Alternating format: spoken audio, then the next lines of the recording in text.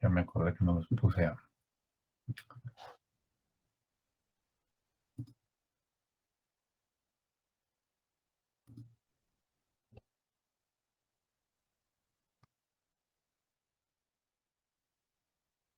No, esta no es.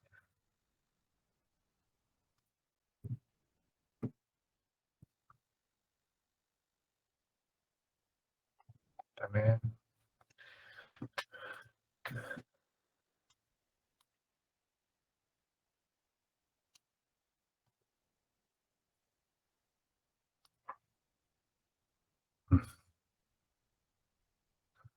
Como es de problemático cuando uno tiene muchas cuentas. Me da mucha pena con ustedes. Permítanme un momentito.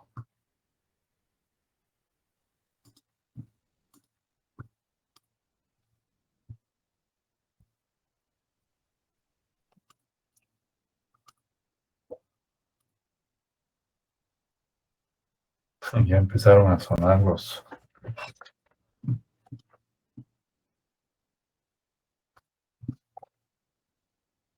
Buenas noches, Rocío Galindo. Por favor, te pones en contacto a mi WhatsApp cuando termine la clase para que verifiquemos por qué no te está funcionando el acceso.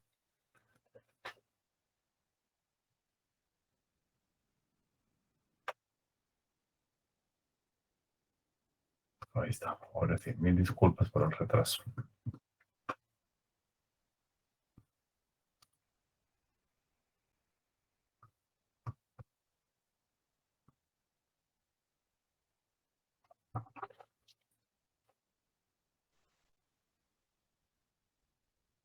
Muy bien. Entonces vamos a ver rápidamente la jurisdicción y la competencia. La jurisdicción es la facultad, el poder, el derecho subjetivo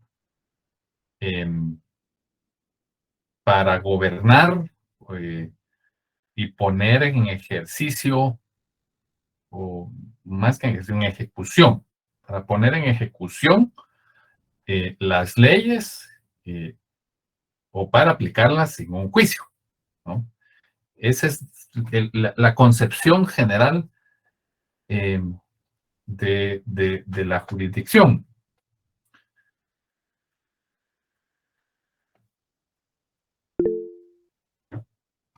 Sí, Lionel, por favor. Licenciado, buenas noches. Buenas noches.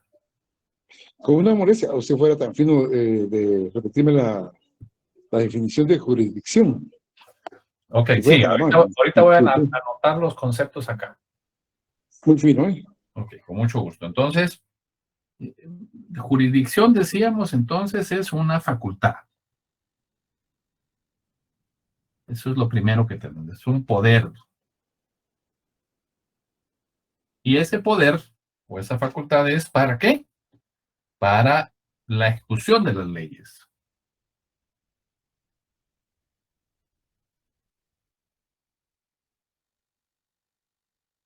Ejecutar la ley.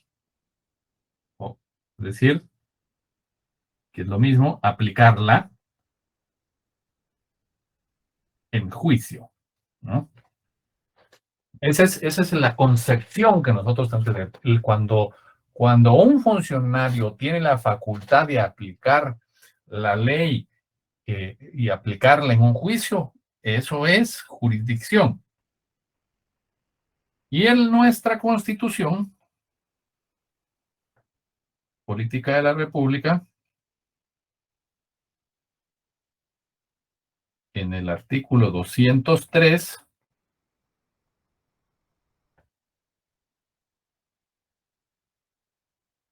se establece que le corresponde a los tribunales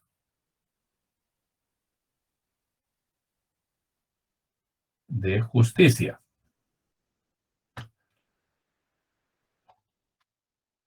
Esa competencia o esa potestad o facultad o poder de juzgar y de promover la ejecución de lo juzgado. Y vamos a encontrar una serie de concepciones teóricas y algo que le gusta en demasía a la doctrina del derecho es hacer definiciones. Y hace en vastedad. Hace de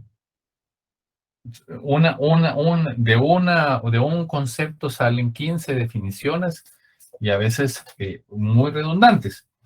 Pero creo que lo importante, y eso no quiere decir que no los inste a que vayan y consulten las grandes obras del pensamiento procesal y del procesal penal, pero para el curso o para el transcurso de estas cátedras, es importante quedarnos con este concepto, con estos elementos de la definición.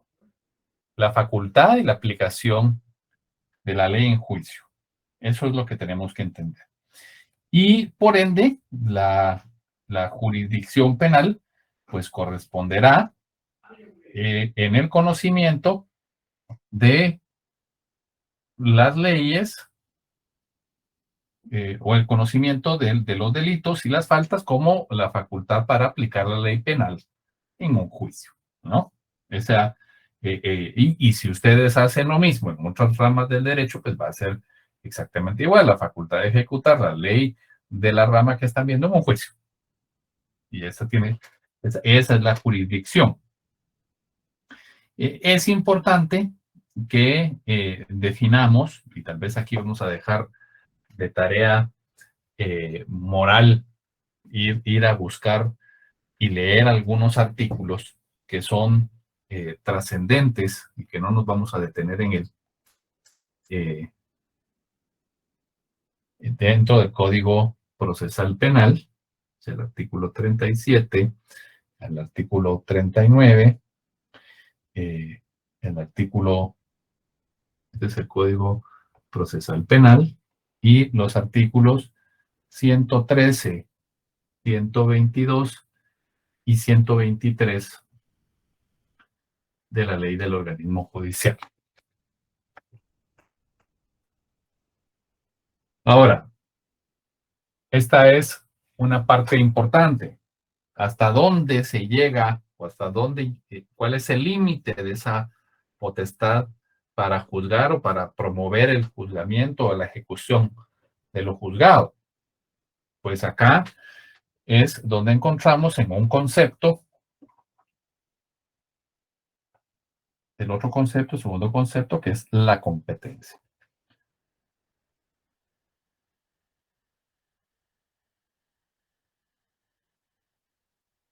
Eduardo Couture decía que la competencia es la medida de la jurisdicción. Así como los kilómetros son la distancia, son la medida de la distancia, las libras la medida de peso o kilogramos, dependiendo del sistema. En ese mismo sentido, la competencia lo es a la jurisdicción. Es decir, que es precisamente la que establece los límites. Los límites hasta dónde se puede usar esa facultad.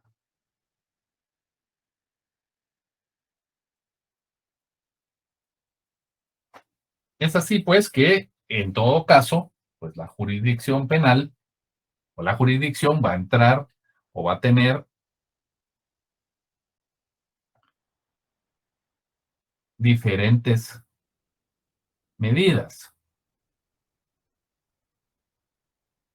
Recuérdense que estamos hablando todavía de conceptos generales. Entonces, la competencia, pues va a ser competencia por razón de la materia, que es el límite de la materia. ¿Qué quiere decir? Que el tribunal penal no podrá conocer más que la aplicación, la ejecución o la aplicación de las leyes penales en juicios penales.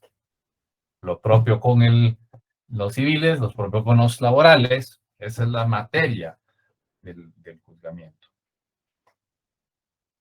Lo puede hacer con una medida cuantitativa, que es en razón de la cuantía del proceso,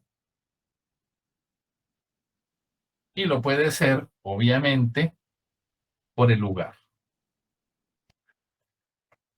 que después de la materia resulta ser la parte más importante. El primer lugar que nos delimita para, como competencia para el ejercicio de la facultad o del poder o de la jurisdicción, es, obviamente, el territorio guatemalteco.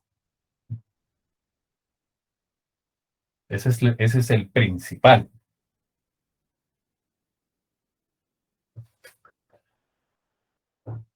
Ahora bien,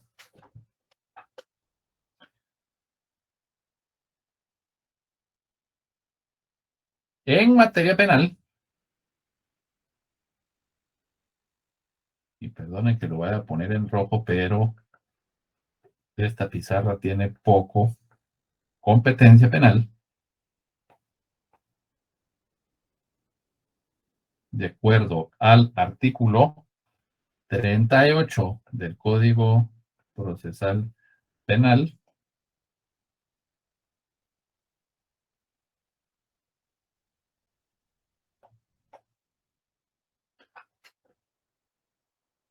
define que en principio la competencia está delimitada por el territorio guatemalteco. Es decir, que se refiere a hechos delictivos que se cometen en el territorio nacional.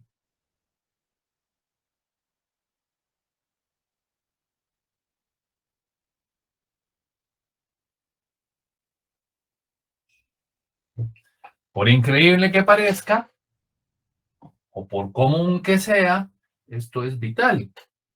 Por supuesto, es muy difícil que en los delitos, acuérdense que a mí me gusta hacer la exposición en los ejemplos de dos delitos que son muy emblemáticos para mí en lo opuestos, ¿no? Por antonomasia, como les he dicho, en materia penal utilizamos los delitos contra la vida, los delitos contra la libertad sexual, y en todo caso hay otros delitos en donde pudieran terminar siendo importantes también y en los cuales estos conceptos son más difíciles de aplicar, ¿no? O sea, evidentemente un asesinato, un homicidio que está realizado en un lugar en específico, pues va a atender esa, eh, a esa territorialidad con mucha más facilidad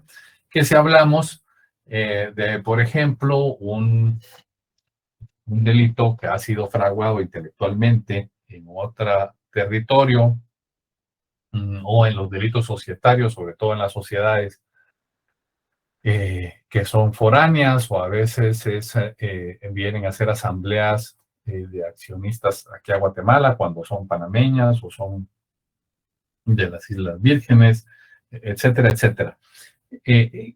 Quiere decir que nosotros tenemos que escudriñar en el acto delictivo, en ese hecho que reviste la posibilidad de ser un delito que sea realizado dentro del territorio guatemalteco.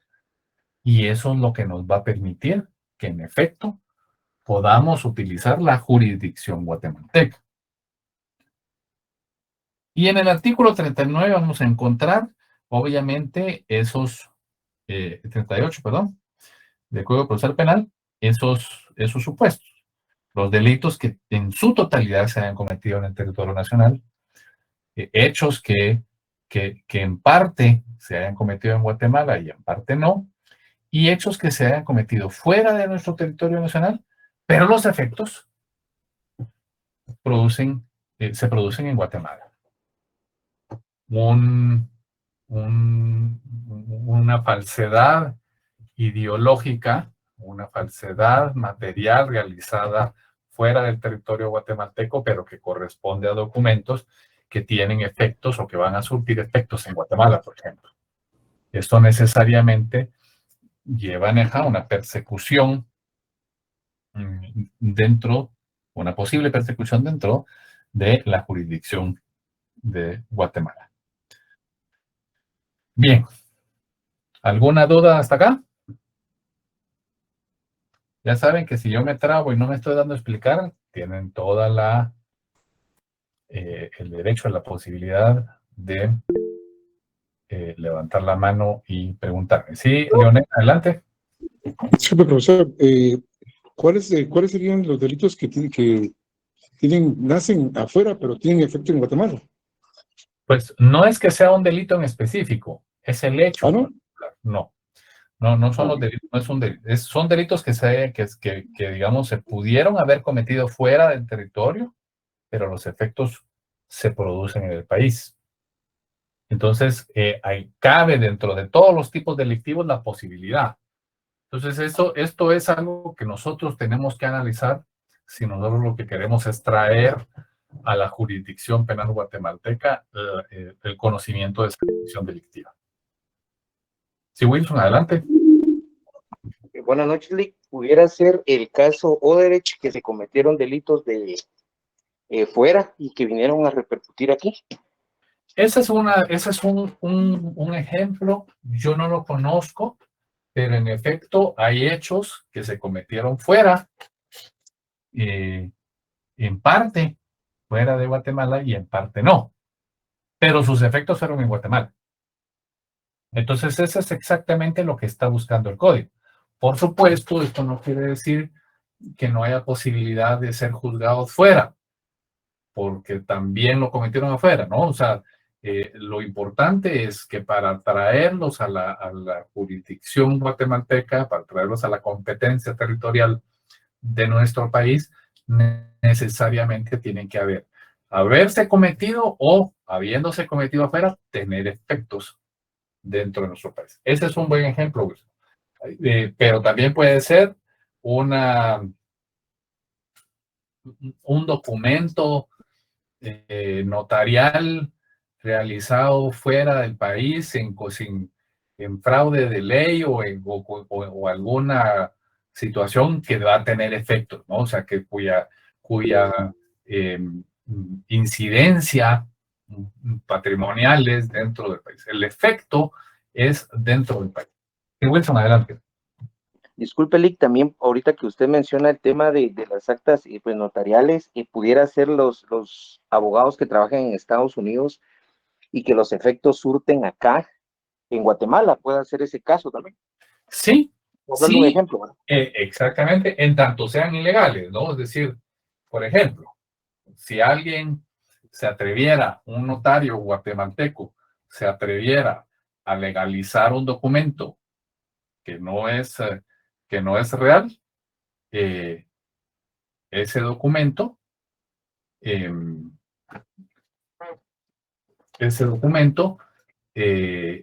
tiene sus efectos en Guatemala, puede hacerse traer por la competencia y la jurisdicción guatemalteca. Por supuesto, como te digo, sí tiene que ser obviamente la comisión la posible comisión de un delito, ¿no? O sea, legalizar un documento no tiene, digamos, legal y sin ningún inconveniente, no tiene inconveniente, ¿no? No constituye delito. Es simplemente aquellos que sí han constituido un hecho delictivo. Sí, Erika, adelante. Licenciado, ¿podría darse la situación en que un delito surta efectos efectos tanto a nivel nacional como internacional, y cómo procedería en ese sentido. Depende de los efectos. Depende de los efectos que esté. Sí puede pasar. En este caso, el efecto en específico, que es la discusión política, de política criminal que hay para el caso de Odebrecht, son los efectos en Guatemala, porque evidentemente lo que ha sucedido con esta empresa fuera de nuestro país, pues, y que no ha tenido efectos en Guatemala, pues no tenemos por qué juzgarlo, ¿no? Lo que sí no puede pasar es que haya persecución doble, ¿no? Una doble persecución. No nos pueden perseguir en Guatemala y en otro país al mismo tiempo, ¿no? Esto, evidentemente, salvo que se trate de dos hechos delictivos diferentes, ¿no? Aquí sí se encuadra en fraude, en otro lado se trata de delitos en contra de la administración pública, depende. Pero sí, en todo caso, esos efectos se verifican en nuestro país. Eso, pues, lo hace, lo atrae a nuestra jurisdicción y nuestra competencia. Gracias, licenciado. Con mucho gusto. Este es un tema bien interesante, pero cuando ustedes se sientan a analizar los supuestos de los casos, es fácil entenderlo. Y a veces se dan circunstancias especialmente mercantiles.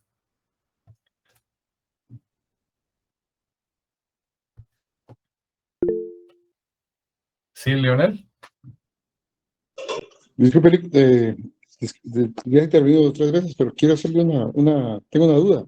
Sí. Dice que, por ejemplo, si esta persona celebra, por ejemplo, en los Estados Unidos un contrato de compra y venta, pero no estando presente, digamos, el notario, sino que a través digamos, de otros procedimientos que no son legales, ¿verdad? Sino, por ejemplo, tomarle un video a supuestas personas que están haciendo ahí tanto la escritura de compra y venta, y poderlos enviar para Guatemala para que aquí realmente el notario, pues, él le ponga, pues eso pues, sería algo ilegal, ¿verdad?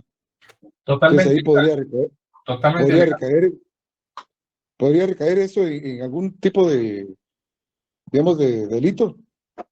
Sí, por supuesto, por supuesto. Porque, vamos a ver, si el notario da fe de algo que no es cierto, evidentemente el notario incurre en responsabilidad penal, ¿no? Independientemente del fuero común de discutir si es o no, si nace o no nace a la vida jurídica ese documento, ¿verdad? Ese documento nulo o es anulable, dependiendo de cuál estemos hablando, pero si no se han dado los requisitos. Y a veces, pues obviamente no habrá necesidad de hacer más que un análisis documental, pero en todo caso, evidentemente, en el caso así como tú lo planteas, es altamente probable que se incurra en un hecho delictivo por parte del notario. Gracias, profe. Con mucho gusto. Bien. Entonces, vamos a encontrar dentro de los tribunales los específicos.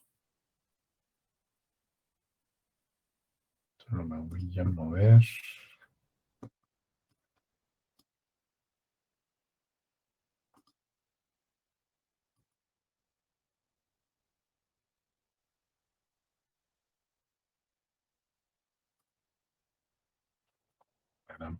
Ahora sí no encuentro dónde estoy. Aquí está.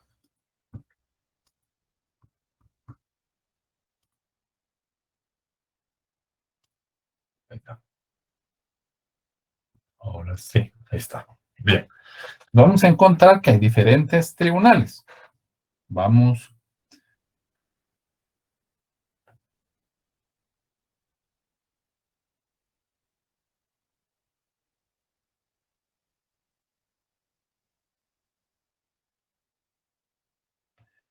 Y cada uno tendrá una competencia específica.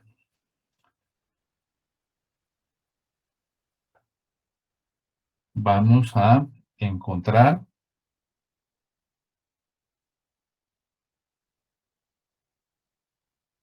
al juez de paz,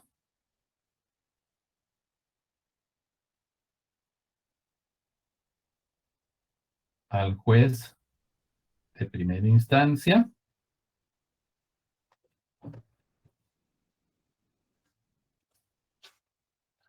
a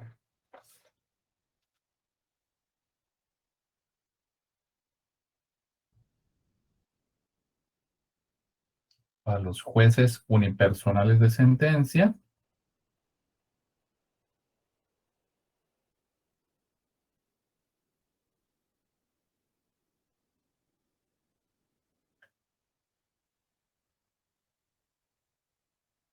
a los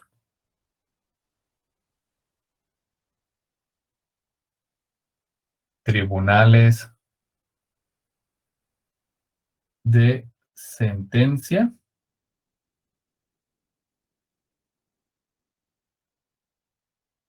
y aquí le vamos a empezar a poner un apellidito, que es penal, narcoactividad y delitos contra el ambiente.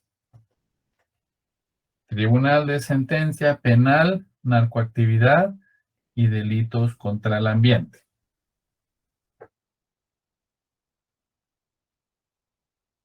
También hay juez unipersonal de primera instancia,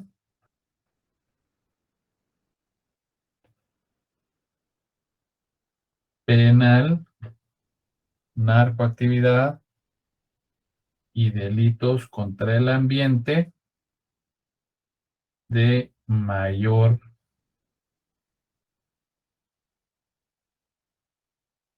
riesgo.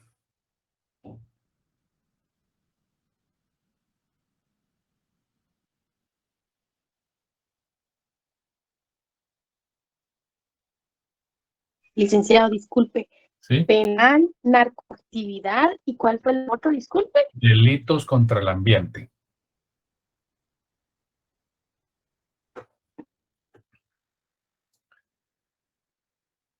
Vamos a ponerlo aquí. Ahorita lo vamos a poner en la pantalla.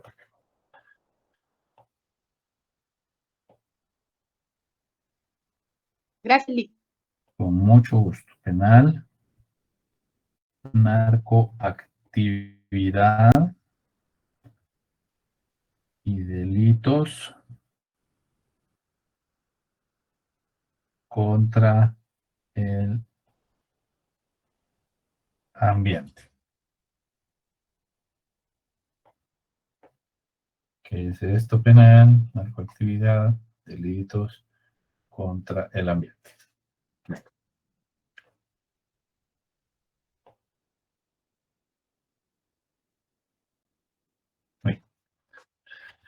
Luego tenemos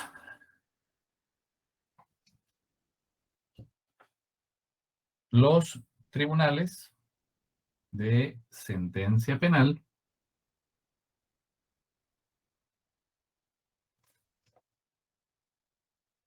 narcoactividad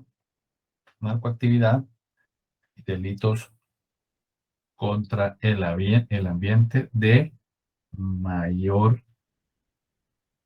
riesgo.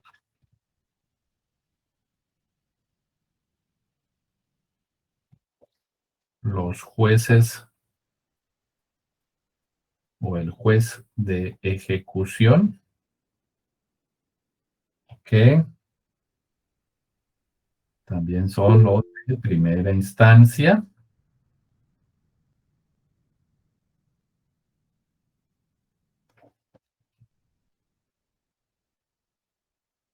y luego nos pasamos a salas de la Corte de Apelaciones del ramo penal, narcoactividad y delitos contra el ambiente.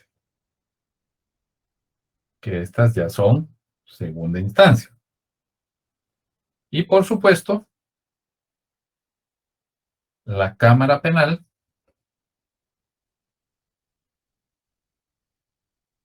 de la Corte Suprema de Justicia.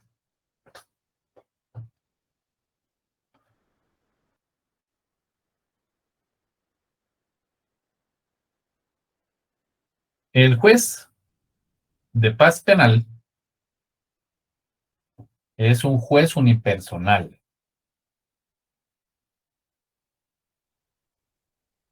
Con las funciones que establece el artículo 44 del Código Procesal Penal.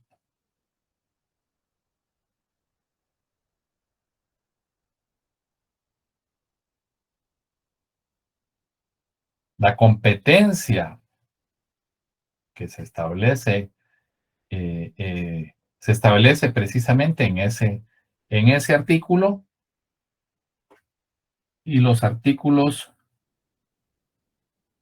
108, 108 bis y 465. Casi no te mira, vamos. Bien, se ve. ¿Se ve? Ahora. Esos artículos que acaba de decir dijo que eran la competencia, ¿verdad? Es correcto. Es decir, hasta dónde pueden conocer los jueces de paz. Entonces ahí pues vemos que ellos pues podrán conocer las faltas, los delitos contra la seguridad del tránsito. Se recordarán que esas las excluía, cuando vimos la acción penal, se excluían esos delitos en contra de la seguridad del tránsito, cuando la pena fuera de multa. Entonces el procedimiento específico del juicio de faltas que establece este código le corresponde al juez penal, al juez de paz, ¿no? Liquidaciones de costas, diligencias urgentes, autorización de aplicaciones de criterio de oportunidad, cositas de procedimientos que ustedes pueden leer en esos artículos y que no nos vamos a detener porque es muy profundo entrar a la competencia de cada uno, pero sí vamos a tener la tarea moral de leer. Bueno, para que nosotros cumplamos a leerlo, les voy a decir, van a haber preguntas de eso pues, en el examen, para que nos vayamos a leer esos artículos. Y por supuesto, cualquier duda que ustedes tengan, hagan el planteamiento de la manera directa conmigo cuando sí lo requiera. Ahora, el juez de primera instancia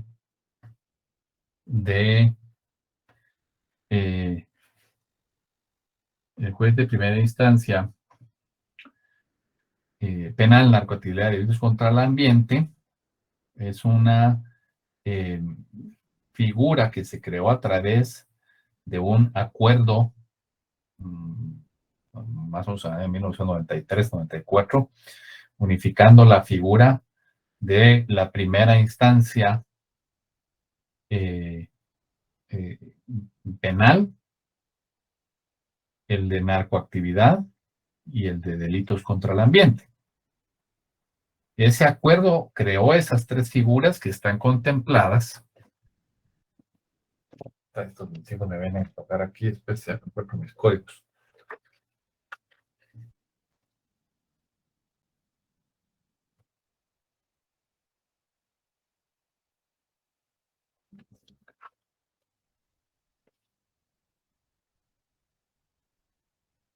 En el artículo 45.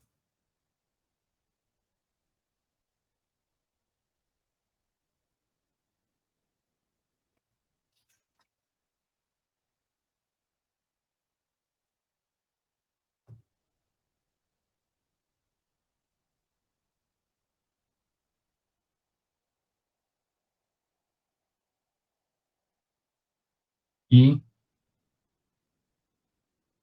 47.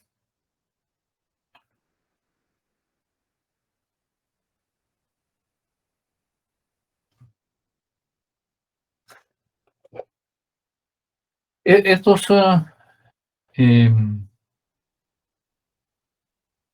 jueces de primera instancia tienen por objeto, hay un juzgado específico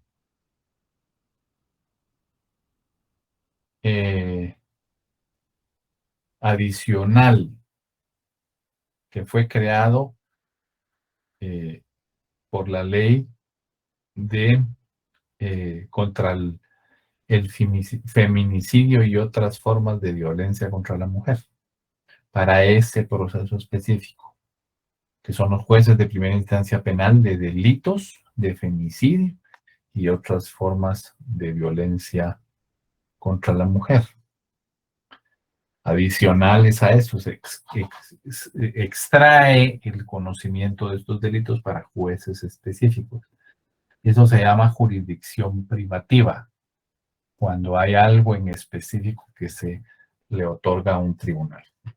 Pero, en todo caso, los artículos 45 y 47 del Código Procesal Penal nos establecen, nos estatuyen cuál es la competencia material de esta judicatura. ¿Qué es lo que hemos visto conceptualmente sobre el control jurisdiccional de la investigación que efectúa el Ministerio Público, especialmente en la etapa preparatoria, que es donde está llamado a hacerlo, ¿no? Y por supuesto, se lo pone a ciertos delitos cuando tengan una sanción específica. Pero estos jueces también están a cargo de la etapa intermedia y conocen también el procedimiento abreviado, conocen recursos de apelación cuando hay juicios de faltas, dan la orden, la instrucción de diligencias específicas que le señala el código, y conoce de las excusas o recusaciones en contra de sus jueces inferiores, que en este caso es el juez de paz. Sí, Álvaro, por favor, adelante. Disculpe, el licenciado, solo quería hacer una relación, digamos, entre los tribunales penales y las etapas del proceso. Entonces, se podría decir que los jueces de paz y los de primera instancia, con sus respectivos apellidos, se encargan principalmente de la etapa o de la fase preparatoria y de la fase intermedia. Es correcto. Muchas gracias. Así es, con mucho gusto. Muchas gracias a ti. Luego hay también los jueces unipersonales de sentencia, que fueron creados en el año 2010-2011 y que consiste en que los 3 jueces que integran un tribunal de sentencia pues lleven debates de forma unipersonal hasta dictar sentencia con los delitos o con ciertos delitos, y especialmente esa competencia está delimitada por aquellos que son delitos cuya pena mínima es de 5 años de prisión. El objeto de la fundación de estos tribunales, pues obviamente era aumentar la cantidad de juicios o de conocimiento de juicios para provocar la mayor cantidad de sentencias, porque, pues obviamente, lo que sucedía hasta ese momento, que era que los juicios eran atendidos por tribunales de sentencia, que son, hasta el momento aquí, estamos hablando de jueces unipersonales. Este es un tribunal integrado por 3 jueces.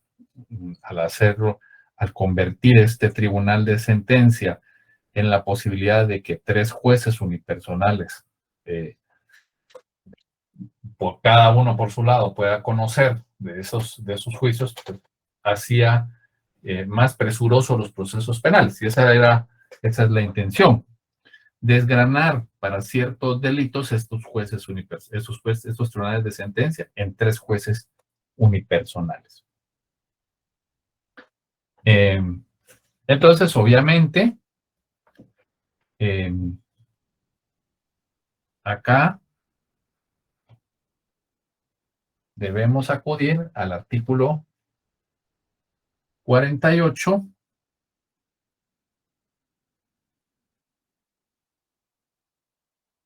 y, como decía Álvaro, pues aquí ya vamos pasándonos a otras etapas del proceso. Estos tribunales de sentencia ya conocen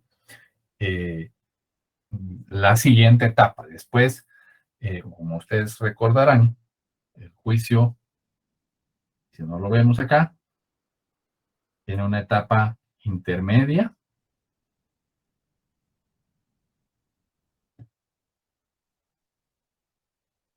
que es donde se verifica lo que se ha hecho en la etapa preparatoria, y es la vía para llegar a la etapa del juicio oral.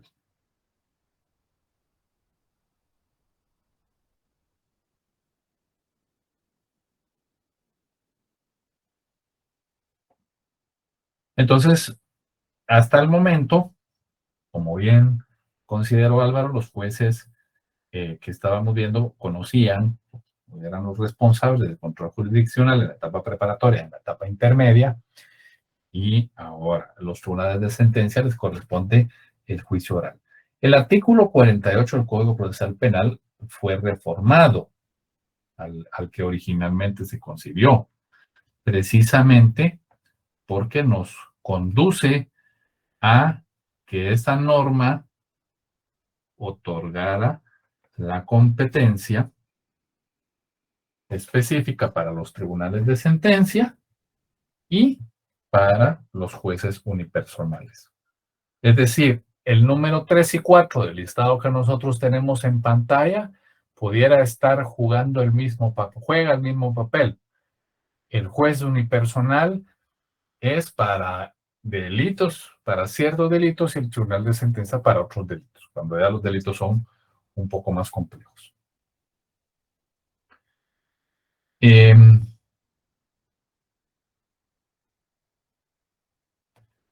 Creo que del tribunal de sentencia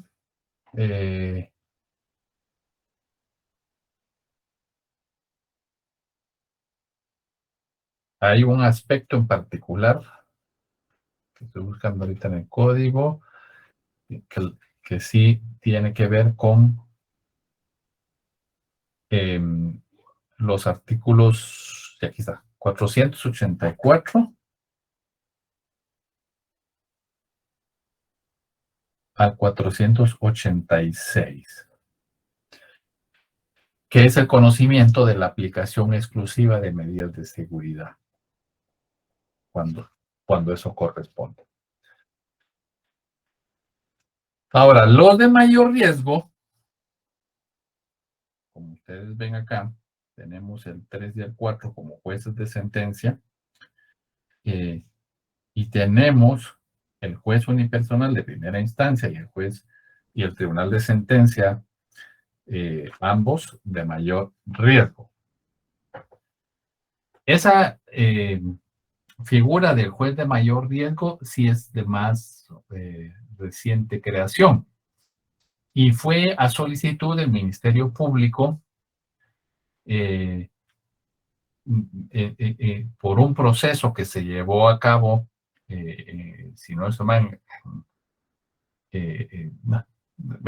no recuerdo, pero en el interior de la República, que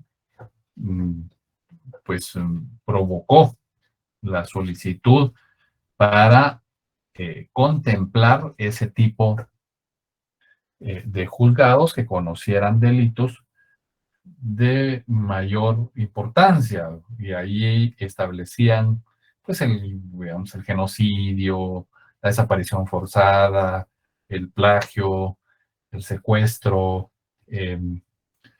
delitos con pena mayor a 15 años, los delitos de contra narcoactividad, los delitos contemplados en la ley contra el lavado de dinero y otros activos,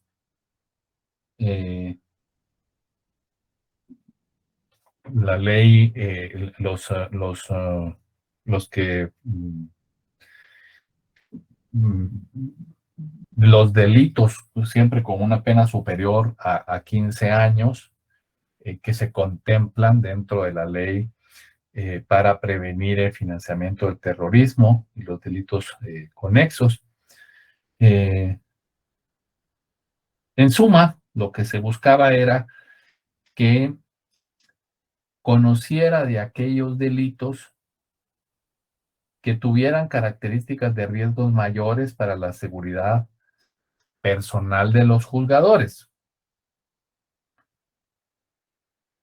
Evidentemente, los delitos que yo hago alusión, que acabo de indicar, son delitos que por su implicación tienen más incidencia en el riesgo personal para ellos.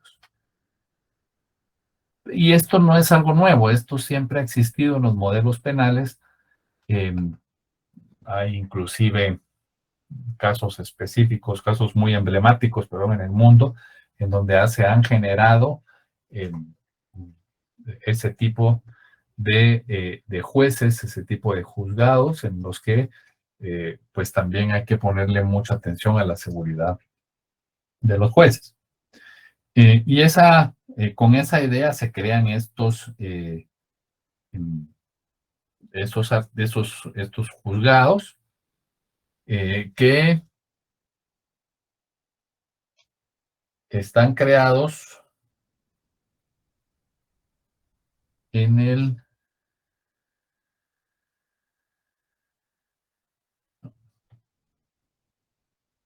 decreto 21-2009. Y la competencia es para esos delitos, se usan o tienen las competencias de los artículos 45 y 47 del Código Procesal Penal, cuando evidentemente le corresponde.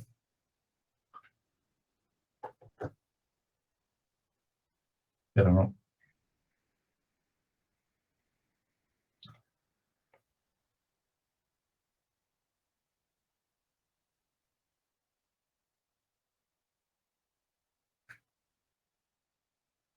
...45 y 47... para el juez unipersonal.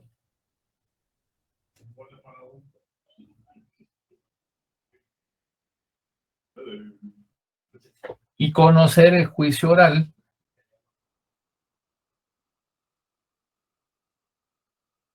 para esos mismos delitos es lo que le corresponde al tribunal de sentencia, por lo cual se sustancia además del decreto, en el artículo 48 del Código Procesal Penal. Ahora,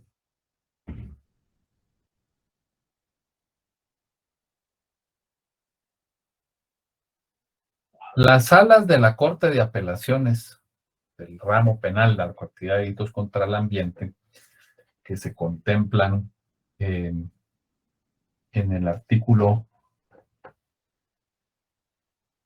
49 del Código Procesal Penal. No sé si oyen, pero tengo un par de chilices ahí molestando allá afuera. Espero que no los estén escuchando. Entonces, estas salas también son tribunales colegiados que se integran por 3 magistrados. Esos magistrados ya no son nombrados por la Corte Suprema de Justicia como los jueces anteriores, sino que son magistrados que son electos por el Congreso de la República en el proceso, en el mismo proceso en que se sustancia la elección de los magistrados de la Corte Suprema de Justicia. Ellos, el Congreso elige cada 5 años a magistrados de la Corte Suprema y a los magistrados de las salas de Corte de Apelaciones. Y pues obviamente la competencia principal es conocer en segunda instancia, es decir, los recursos de apelación que corresponden dentro del código, que pues a veces que no solo son las sentencias, sino que hay autos dictados por jueces de primera instancia o por jueces de ejecución, los recursos de queja, los recursos de apelación contra la sentencia, contra las sentencias de los procedimientos que conocen los tribunales inferiores o inmediatamente inferiores. Y la Cámara de la Corte Suprema de Justicia, la Corte Suprema de Justicia se integra por 13 magistrados y se divide en 3 cámaras. Cada cámara está integrado por 4 magistrados. 4 por 3, 12. Falta 1. Ese 1 es el presidente de la Corte Suprema de Justicia. El presidente, cuando todos los años se elige a un presidente, ese presidente no integra las cámaras mientras dura su presidencia, porque tiene que dedicarse a los temas administrativos. Entonces, los demás, cuando deja la presidencia, regresa a integrar la cámara, ¿no? ¿Cuáles son las cámaras? Pues para conocimiento general, la civil, la penal y la de amparos y antejuicios. Esas son las 3 cámaras de la Corte Suprema de Justicia. Permítanme un momentito.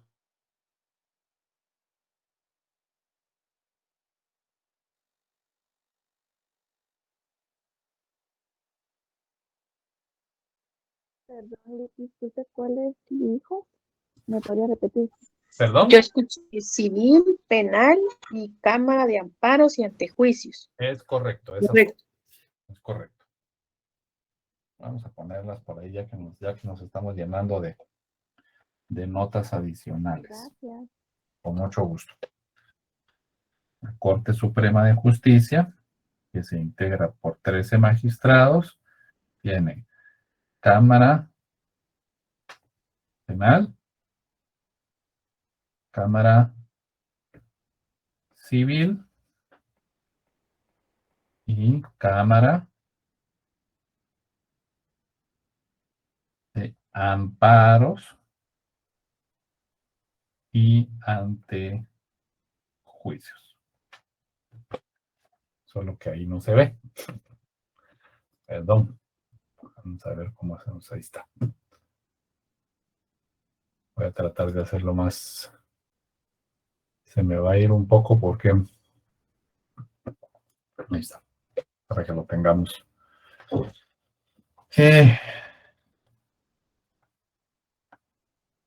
Esto se integra por 4 magistrados, 4 magistrados, 4 magistrados. Entonces, esa Cámara Penal de la Corte Suprema de Justicia conoce por antonomasia los recursos de casación contra las sentencias que emiten las salas de la Corte de Apelaciones. Esa es su principal materia. Y podemos encontrar una infinidad, a diferencia de lo que sucede con los otros tribunales, en el caso de la Cámara Penal, sí hay diversas disposiciones que vale la pena leerlos. Las pongo como el 453, 467, en donde hay otras competencias sobre otros recursos, ¿no? Recursos de revisión contra sentencias penales ejecutoriadas, etc.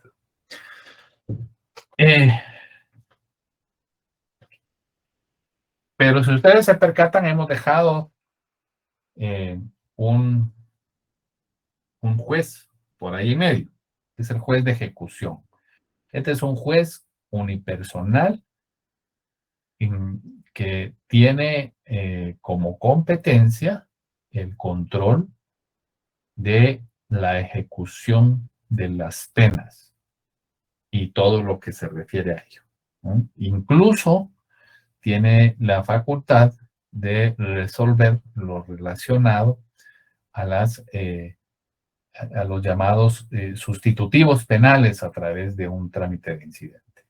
Entonces, ese juez de ejecución está regulado en los artículos 492 a 505. Y este lo he dejado de último porque es otra etapa, que es la ejecución, que no va a seguir a la apelación de por medio. Y creo que debimos, si quieren, vamos a ponerlo aquí porque está la apelación. La etapa de impugnaciones y luego la ejecución, que son las 5 etapas del proceso. Esto es solo como referencia, ¿no? Para que veamos dónde corresponde cada tribunal. ¿Alguna duda hasta el momento? Álvaro, adelante, por favor, y después Wilson. Sí, solo no sé si me podría volver a repetir cómo estaban conformadas las salas de corte de apelaciones. Las salas de la Corte de Apelaciones están integradas por 3 magistrados, pero a diferencia de los jueces de sentencia, de los tribunales de sentencia, no son nombrados por la Corte Suprema de Justicia. Todo lo que nosotros vemos abajo de las salas de Corte de Apelaciones, todos estos jueces y tribunales son nombrados a lo interno de la Corte Suprema de Justicia con procedimientos en específico. Las salas, los magistrados, cuando hablamos de magistrados, que son las salas de las Cortes de Apelaciones y los magistrados de la Corte Suprema de Justicia, eso le corresponde integrar, pues tomarán posesión eventualmente en la Corte, pero quienes los nombran, quienes los eligen, es la Corte, el Congreso de la República. Creo, si no les ha tocado derecho administrativo, deberían darle un repaso a esos procedimientos que son procedimientos sui generis que tenemos nosotros en nuestro país y que ha sido con la idea de generar, estoy buscando mi constitución, de generar la independencia de los tribunales, y son casos muy sonados. Generalmente cada 5 años.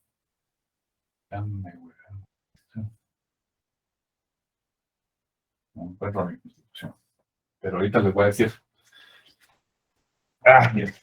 Es el 217 de la Constitución. El 217. ¿Qué dice Sí. el 217?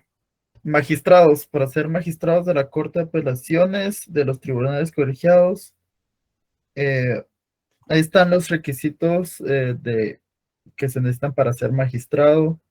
De la misma categoría que se requiere, aparte de los señalados en el 207, ser mayor a 35 años, haber sido juez de primera instancia o haber ejercido por más de 5 años la profesión de abogado. Los magistrados titulares a que se refiere este artículo serán electos por el Congreso de la República.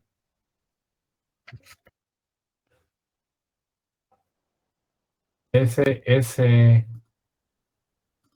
artículo, aquí ya tengo la Constitución, muchas gracias, te agradezco. Esa es la que establece justo los requisitos, pero hay una parte que es importante darle, que es el artículo 215.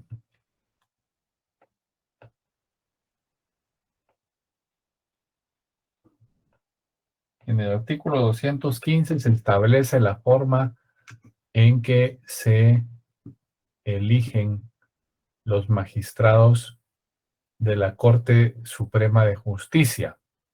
Y con base a ese procedimiento se establece, así en el artículo 217 era el que estabas leyendo, ¿verdad? Correcto. Sí, ahí en el artículo 217, ya, esta parte, no sé por qué no me marca. El segundo párrafo es el que establece cómo se eligen. Si tienen, los que quieran, si quieren les explico en un minutillo cuando terminemos. No sé quién más había levantado la mano. Que me la bajó. Yo, Lick, buenas noches. Solo Sí, para terminar de entender, Lick, yo recuerdo que la ley de la carrera judicial que estaba hasta el 2018 establecía que los jueces los iban a nombrar el Consejo de la Carrera Judicial. Hay una discusión ahí, no sé cómo está ahora, no sé si usted sabe cómo quedó ahora eso, Lick, y lo otro es que cada cámara tiene un presidente de esos magistrados, o ya no es así, Lick, perdón. sí, es correcto. De esas cámaras que tienen la Corte Suprema de Justicia, cada una es presidida. Todo órgano colegiado, hay una, el derecho tiene mucha riqueza, así como hay pues una doctrina general del derecho y hay doctrinas para ciertas cosas, hay una doctrina, una teoría general de los órganos colegiados. Y en esos principios que establece la doctrina se estatuye que todos los órganos colegiados deben de ser dirigidos por una presidencia, porque la presidencia es la que tiene que convocar, la presidencia es la que tiene que generar el debate, la moderación, etcétera, etcétera. Entonces, tienes razón, cada una de esas cámaras de la Corte que tienen una presidencia diferente a la presidencia del organismo judicial. Esa es de todo el organismo judicial. Esta es simplemente para moderar el debate dentro de las salas y ordenar las salas, cada una de las 3 salas que hemos visto. Y luego, en efecto, tienes razón, cuando yo me refiero a que es dentro de la Corte Suprema, todo este mecanismo de nombramiento para cada tipo de jueces, pues todo el régimen sancionatorio, eso es en la ley de la carrera judicial, o en la ley de servicio civil del organismo judicial, perdón, es donde se estatuyen todos estos procedimientos de nombramiento, remoción, sanción de los jueces. Y a lo que me refiero con ello es a que es dentro del organismo judicial, dentro de esos mecanismos que dependen de la Corte Suprema de Justicia como tal, es decir, no hay intervención de ningún otro organismo del Estado donde se da ese nombramiento de jueces.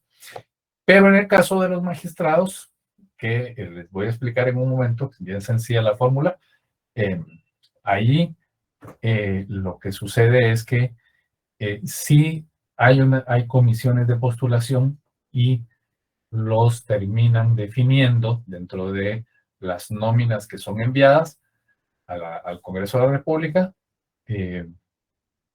por las comisiones de enviadas por la comisión de postulación. El Congreso elige al número que corresponde de acuerdo a si son magistrados de la Corte de Apelaciones o de la Corte Suprema de Justicia. ¿Alguna otra duda? Gracias, Lick, muy amable. Con mucho gusto, Wilson, perdón. Bien. Ahorita, pues como ya estamos son las 8:10, si alguien ya no nos da tiempo de empezar a ver el proceso, las etapas, los actos introductorios, entonces eso lo seguimos viendo la próxima sesión. Pero el que quiera quedarse, explico con mucha prontitud el proceso de elección de magistrados de la Corte Suprema de Justicia y de la Corte de Apelación. Sí, Karen, adelante.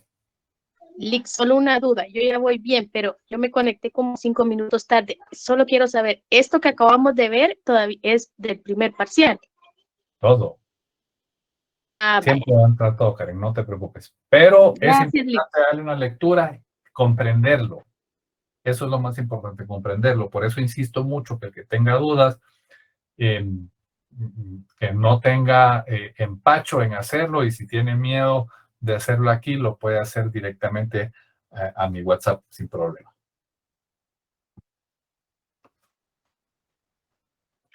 Entonces, la Corte Suprema de Justicia, como dijimos, tiene o se integra por 13 magistrados. ¿De dónde vienen esos magistrados? Los elige el Congreso de la República de una lista de 26 candidatos. ¿De dónde viene esa lista?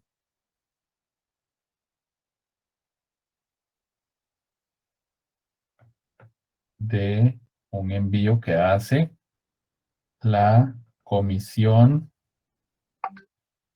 de Postulación de magistrados de la Corte Suprema de Justicia. Y ahí no hay número, porque ahí depende de quién presenta, aquí se hace una convocatoria. Pero lo interesante es cómo se integra la Comisión de Postulación.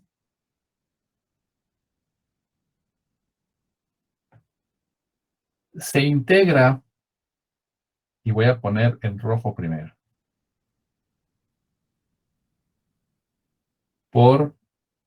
no, vamos a ponerlo general.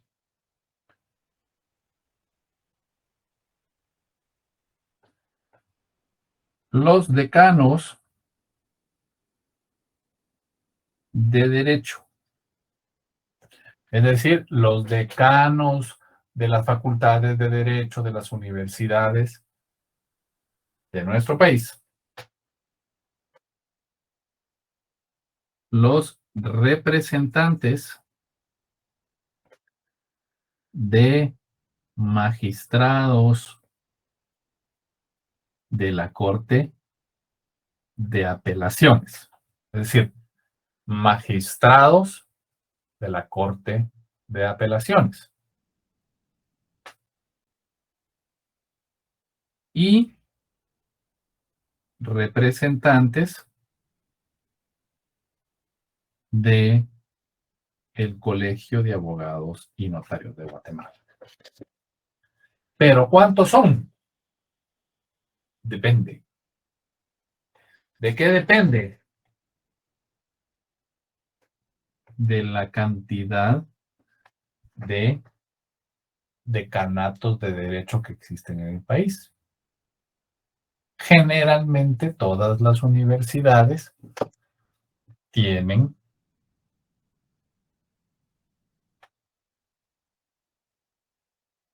facultad de derecho o de ciencias jurídicas.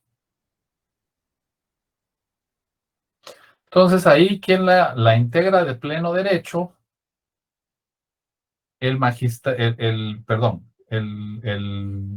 decano de la Facultad de Derecho de la Universidad de San Carlos, el decano de la Facultad de Derecho de la Universidad Rafael Landívar, el decano de la Facultad de Derecho de la Universidad Mariano Gálvez, de la Universidad Francisco Marroquín, y en general todas las universidades que tengan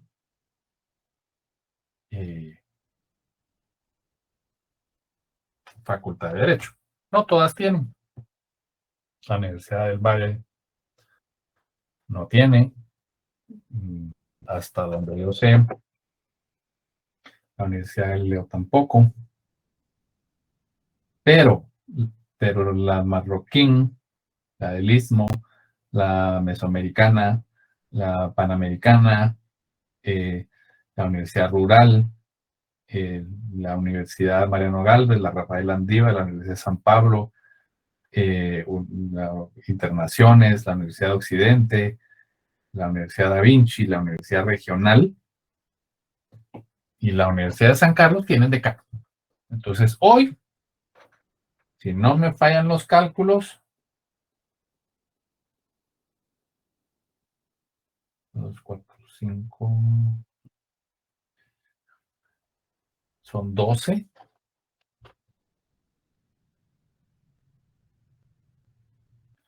Son 12 decanos. Como son 12 decanos, se eligen 12 representantes o 12 magistrados de la Corte de Apelaciones. Y se eligen 12 representantes del Colegio de Abogados y Notarios. Y se le suma uno que es un rector, un representante de los rectores de las universidades.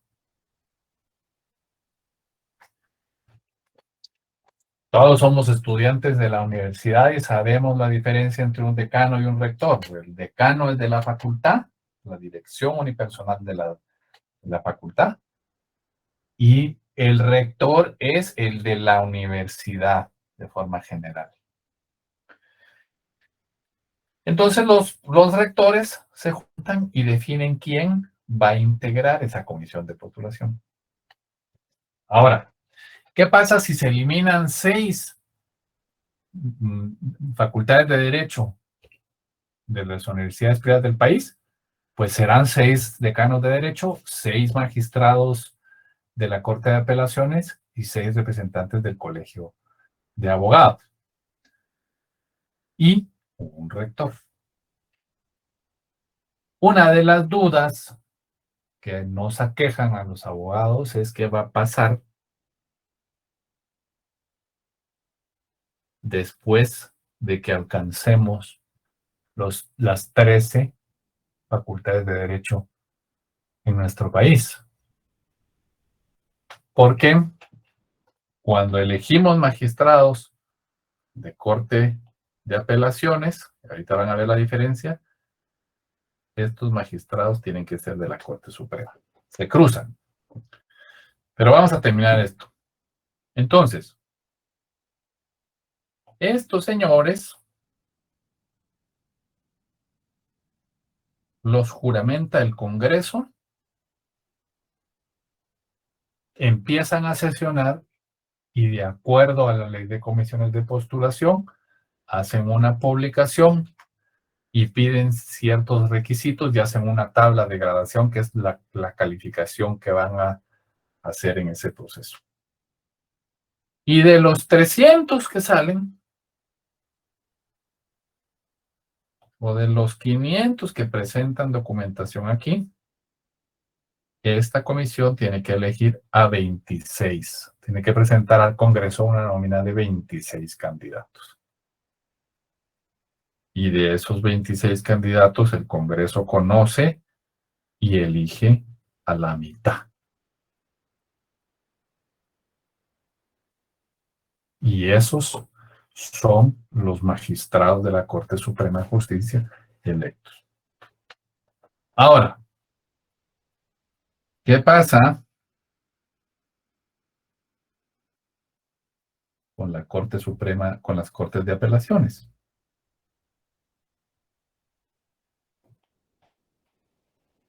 Vamos a poner verde. Cortes de Apelaciones.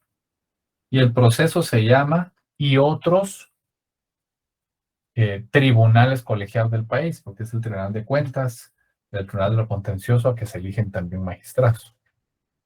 Las Cortes de Apelaciones. Lo primero que hay que hacer es cambiar el número. Ya no son 13 magistrados, sino son, y me excuso de no saber el número exacto, pero son algo así como 190, le vamos a poner. Entonces, 190 magistrados. Eso lo podemos corroborar. Entonces, el Congreso ya no recibe una nómina de 26, sino que recibe una nómina del doble de los que tiene que elegir. Si son 190, entonces la comisión de postulación tendrá que mandar una nómina de 380 candidatos al Congreso. Ahora, la comisión de postulación sufre una modificación.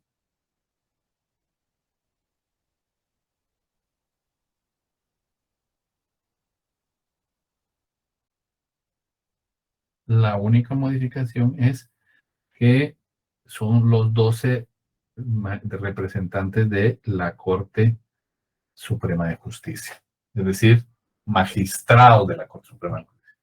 Por eso les hacía mención a qué va a pasar después de que hayan 13. Recordemos que estos ponen el número.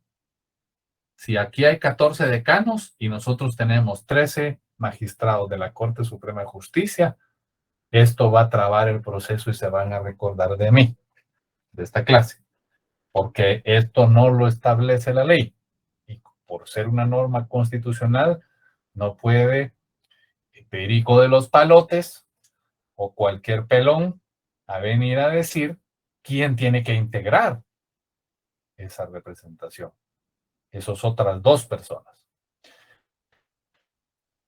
Esta diferencia es fundamental. O sea, durante este proceso, los magistrados de la Corte Suprema de Justicia, junto con los decanos y los representantes específicos del Colegio de Abogados y Notarios, porque, vamos a ver, estos representantes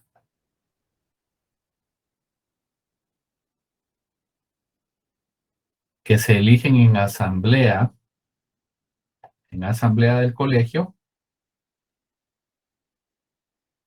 elige para la comisión de postulación de la Corte Suprema de Justicia y para la comisión de postulación de la Corte de Apelaciones. Aquí hay 12 y aquí hay 12. En este caso, y esos no se repiten. Los únicos que repiten en las dos comisiones de postulación, es decir, que están en las dos, son los decanos. Ni el rector es el mismo. Entonces, lo que sucede acá es que tenemos a esta comisión de postulación que hace su convocatoria y llegan 1,500 currículos, los evalúan en la comisión de postulación, sacan una nómina de 380 candidatos y el colegio elige a 190 magistrados. Y ya después esos magistrados empiezan su función para 5 años. ¿Alguna duda respecto a este procedimiento?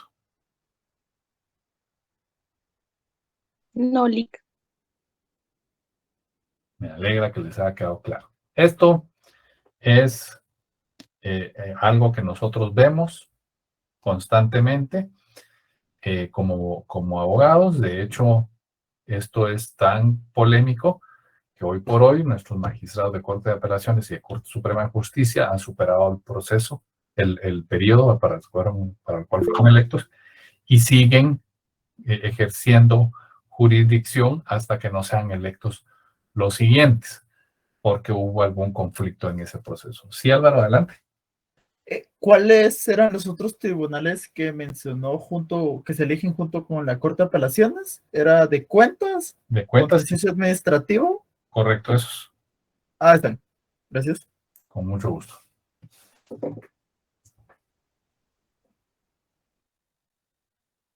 Nancy pregunta, ¿quién convoca la integración de comisiones de postulación? El Congreso de la República. El Congreso de la República llama a los decanos de derecho, llama al colegio a elegir a sus representantes, porque él es digamos, el Congreso es el que define en ese momento cuántos decanos de derecho hay.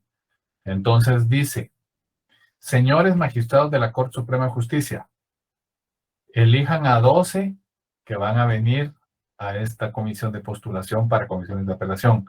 Señores decanos, van a venir a las comisiones de apelación.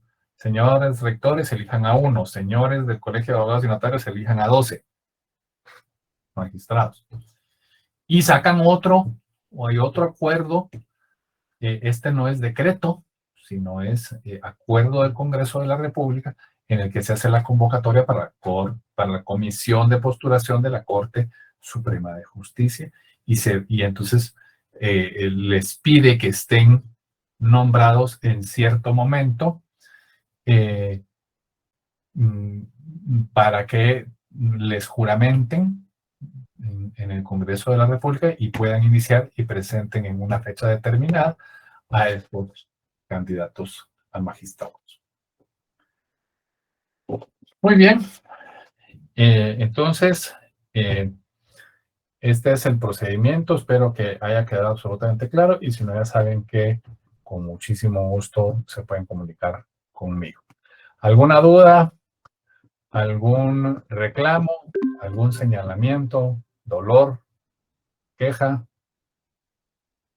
Si no es así, les deseo a ustedes una muy feliz noche y Leonel, adelante.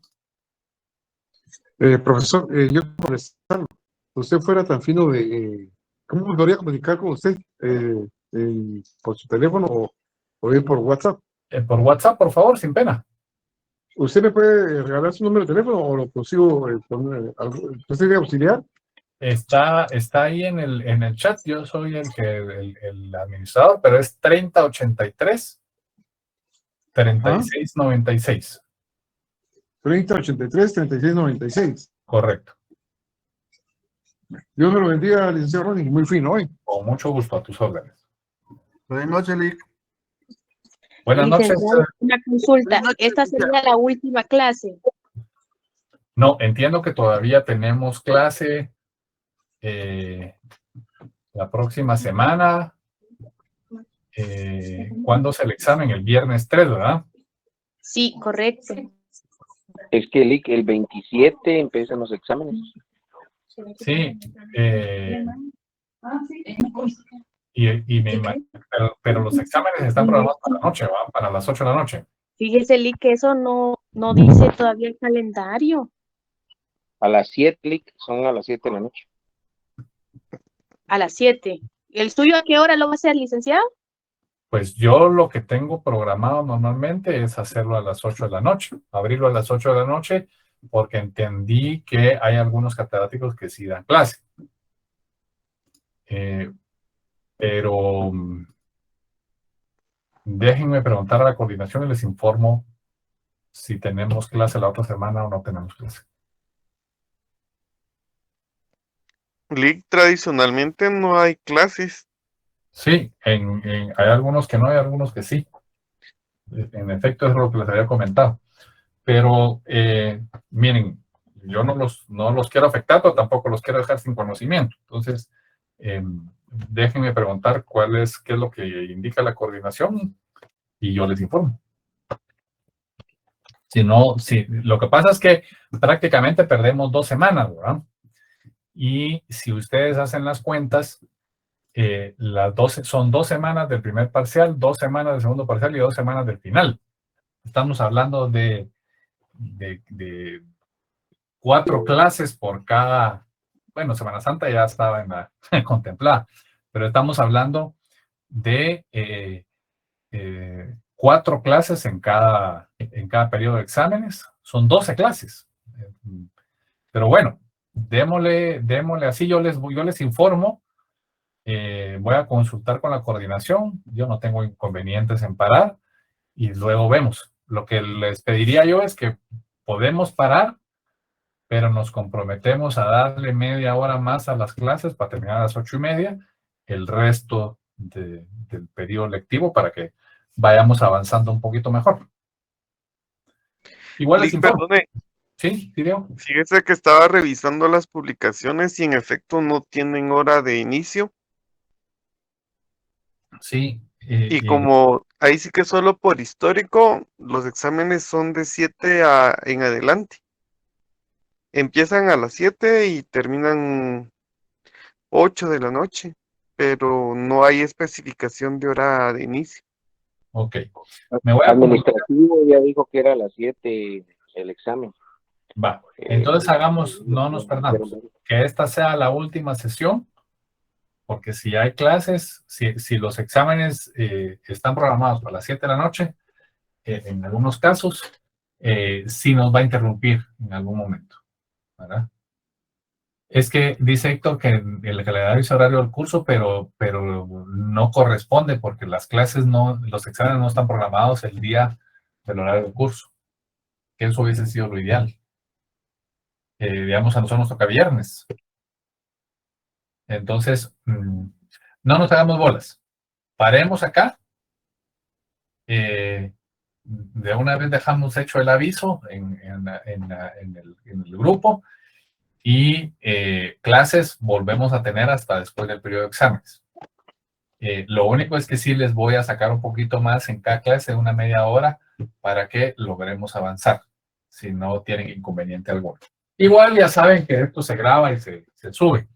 Y así vemos hasta acá nuestro examen, que sería de este viernes en 8. ¿Verdad? Bueno, muy bien. Entonces les deseo mucha suerte en su periodo de exámenes. Gracias, Lick, muy amable. Y les agradezco siempre. Gracias, Lick, buenas noches. Gracias, Lick. Feliz noche. Gracias, Lick. Buenas noches. Gracias a todos. Un saludo.